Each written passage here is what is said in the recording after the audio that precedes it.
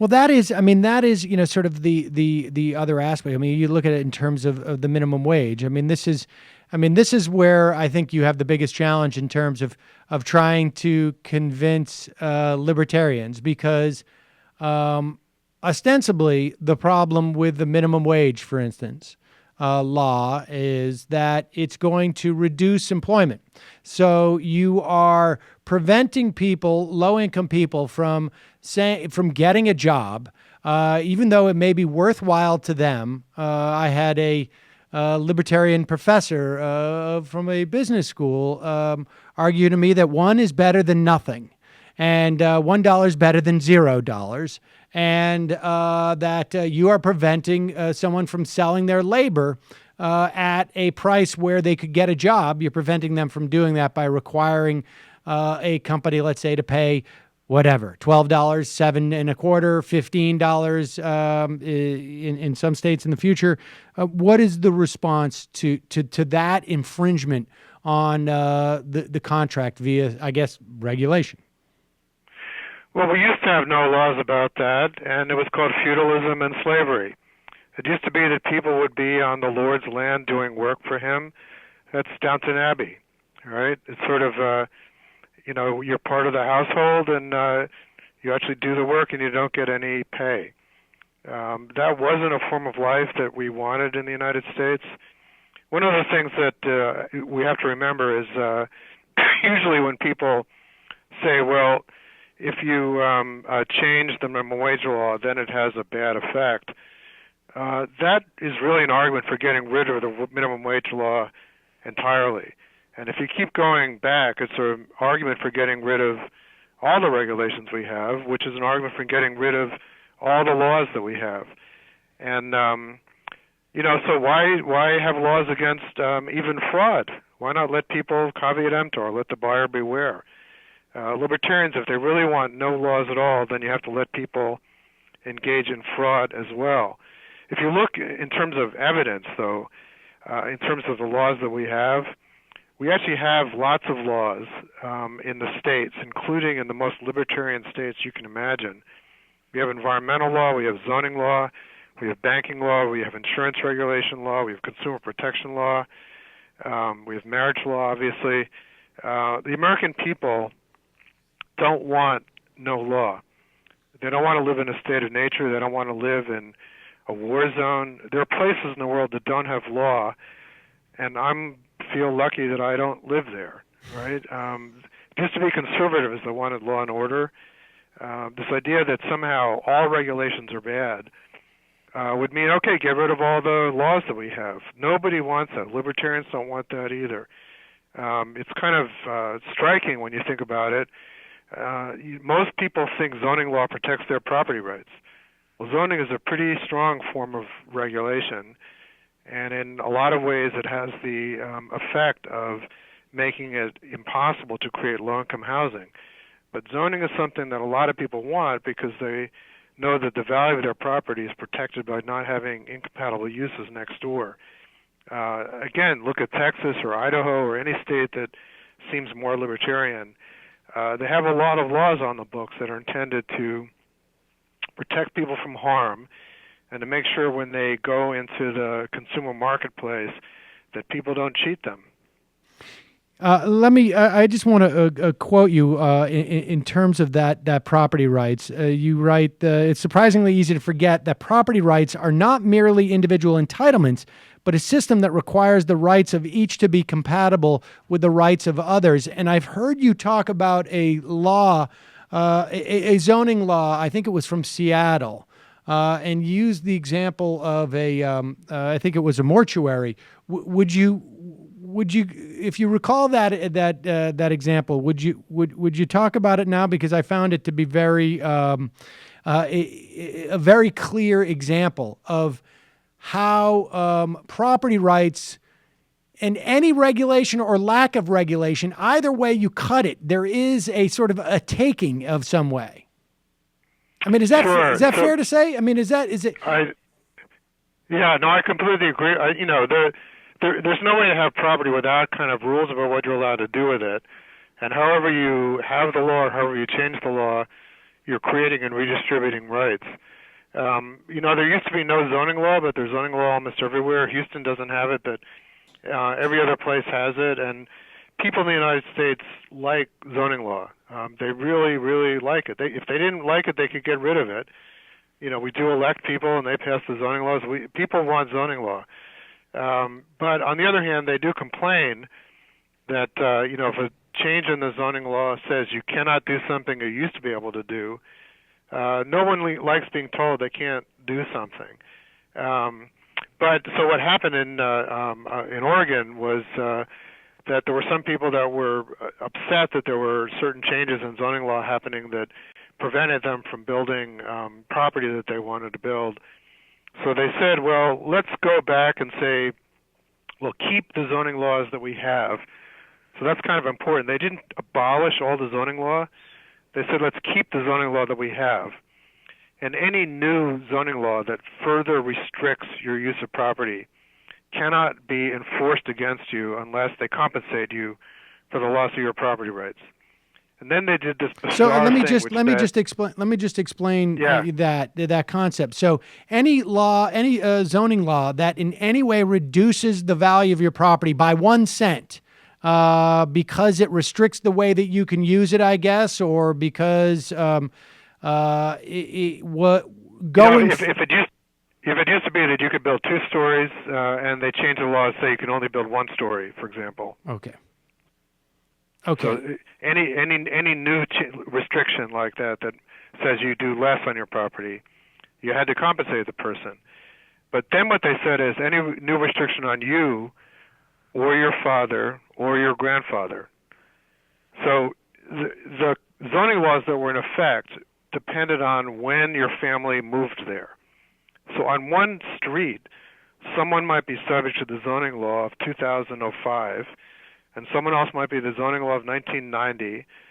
And if someone was there, for 100 years, there was no zoning law in 1900, and your lot might be subject to no zoning law at all. So you get grandfathered into a state of nature. Right, you're really grandfathered in, right? So what that meant was all of a sudden, someone who is property restricted to single-family house use is living next to someone that has no limits at all. So they decided to put in a gas station. And it's the middle of a residential neighborhood, and there's going to be a gas station next door. So people don't want the gas station next door. The gas station reduces the value of your property by 50%. So what this meant was people experienced for the first time that a deregulation of someone else's property might hurt the market value of your property and make your life more uncomfortable. And so they had a new initiative, and they substantially repealed that law. And so, and it's this dynamic of deregulation actually impinging, because the argument we hear, right, is that your rights stop at the edge of my nose.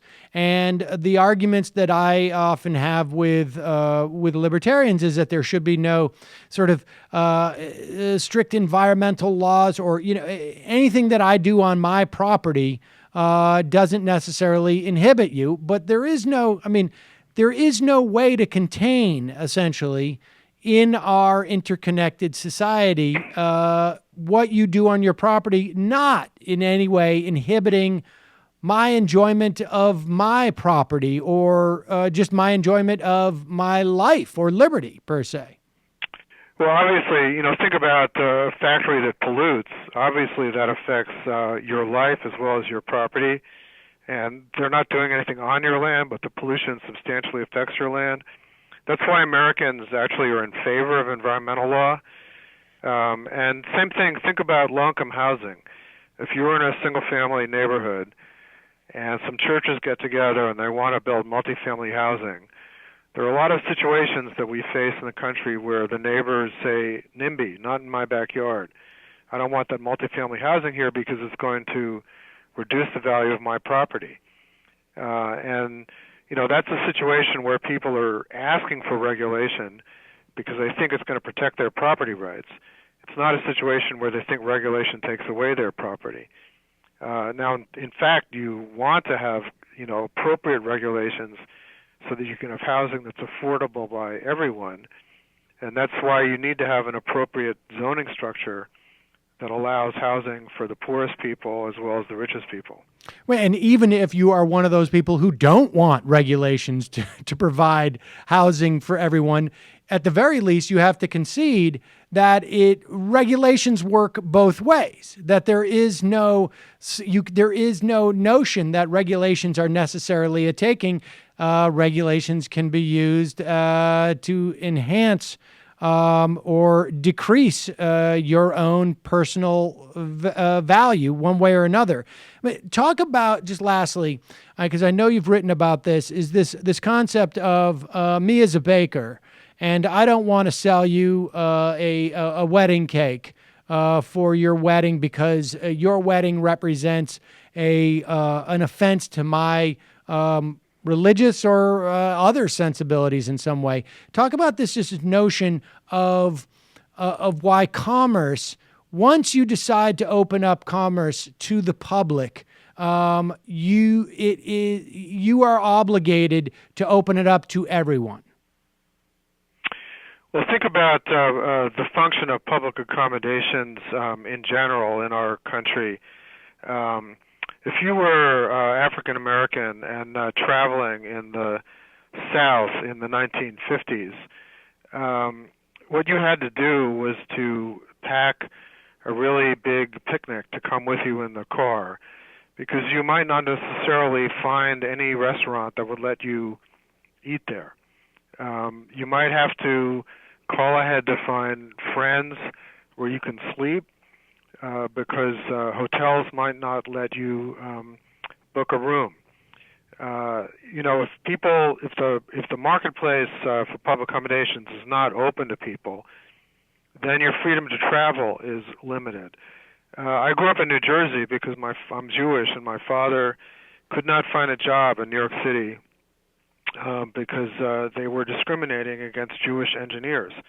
I grew up in New Jersey because Fort Monmouth, the federal government, they hired Jewish engineers. Bell Laboratories hired Jewish engineers. So we were, in a sense, our family was kind of evicted from New York because my father couldn't find a job. We had to go to a place where he was able to enter into the marketplace. Property rights are about the right to control your property, but property rights are also about the right to acquire property. If no one's going to let me in the store, then I can't buy a shirt. If people aren't going to rent to me because of my race, then I can't find an apartment. And the stuff about the bakers, it's true you have religious freedom, and that means you get to go to church. It means you get to believe what you want. It means in your church, in your home, you get to exclude people that don't agree with your religion. But if you're in commerce and you're open to the general public, then you're entering a world where people have a right of access to employment and housing and public accommodations without regard to race or sex or sexual orientation or religion. Just imagine a store that wouldn't serve someone because they were a Christian. Christians would be very upset about that, I believe. And we have to think about it both ways. If you think they should serve you because you're a Christian, you can't refuse to serve someone else because of their religious practice. The other aspect of this is that people sometimes think religion is just on the side of the baker that wants to exclude same-sex couples. But same-sex couples have religion as well.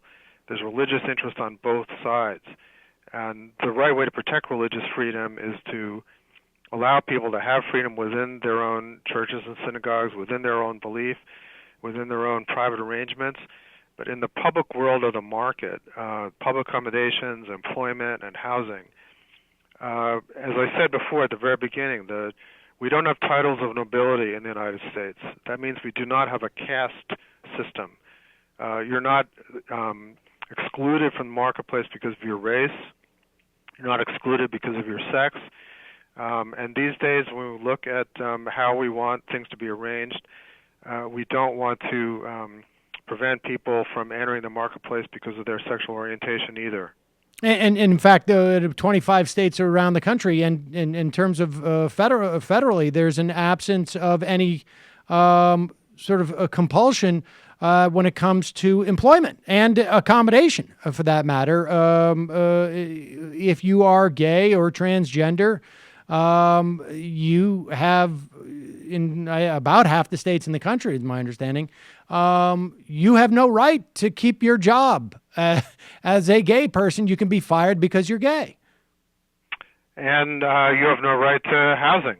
You have no right to go into a store. You have no right. I mean, you just never know from moment to moment whether you're going to be thrown out, whether someone's going to say, we don't serve people of your kind. It makes life completely tenuous and uncertain and dangerous. And, it's also, I guess, a walking testament, because I hear quite often from libertarians in terms of those who would take issue with the Civil Rights Act, or one could say, like, oh, I could deny Christians service at my restaurant, but I'm going to be out of business very soon. Well, this example of being able to deny service to lesbian, gay, or transgender folks, I think is indicative of that. It doesn't necessarily mean you're going to go out of business. I mean, sadly, I think in some places in this country, it could be a selling point. I mean, we certainly see that in some instances. I think, where we see this, we see bigotry sometimes is rewarded in the marketplace, sadly. Well, this was clearly an issue in the South, and around in the 1960s, where in fact there were some businesses that wanted not to discriminate, but they would have gone out of business if they hadn't operated segregated businesses. The loss of income would have been greater than the income they would have gotten if they had allowed African Americans to eat in an integrated setting. I sometimes also hear the argument that, just go to another florist. Who cares about whether you get it from this particular florist? Well, I grew up in a small town, and there was a florist. The florist was the florist. The idea that you go to a different florist, that makes sense if you're in Boston or New York or some, Denver, someplace that has a lot of florists. Small town that has 2,000 people, not clear that you're going to find someone else that is going to serve you. And the idea that if you're in a place where lots of people have the same religious beliefs, and nobody has to make it possible for you to live, nobody has to make it possible for you to buy food or clothing or rent you an apartment, really that's an order evicting you from the town, and that's un-American. No freedom without regulation, the hidden lesson of the subprime crisis. Joseph Singer, thank you so much for your time today. We will link to your book at majority.fm. Really appreciate your time. Okay, I appreciate it. Thanks for inviting me. I'd like to revisit one of the grades you gave me. It was a long time ago, and I'm not there anymore. So I understand. I wouldn't know how to get my hold of my transcript. Professor, thanks so much for doing this. I really appreciate it. It's very fun for me, and I just remember a lot about Brandeis briefs and a lot of these questions. I mean, I've got to go get my notebooks. I mean, it's been 25 years, but it's been a lot of fun for me to be able to. Well, great, I appreciate it. Give you hypotheticals. And I'm not meaning to pander or something, but I admire the kind of work that you're doing. I think it's incredibly important. I think people need to be able to educated to understand public issues in a better way, and also with humor. So I commend you for what you're doing. Oh, well, thanks. Well, it was great talking to you. Thanks so much. Same here. Bye-bye. Okay. Bye-bye.